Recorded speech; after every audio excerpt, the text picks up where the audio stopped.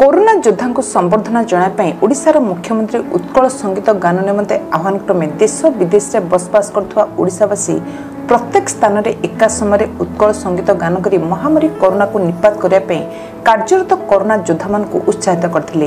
एही परिप्रेक्षी नवरंगपुर जिले में कार्यरत स्वेच्छासेवी संस्था हेल्पलाइन पक्षरु कार्यक्रम संस्थार सभागृह में अनुष्ठित होइतिला।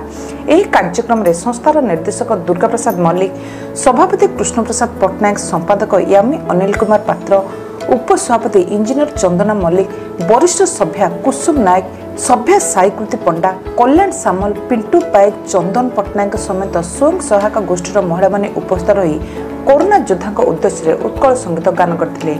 Nabarangpur Durga Mallick report, Odisha mobile TV.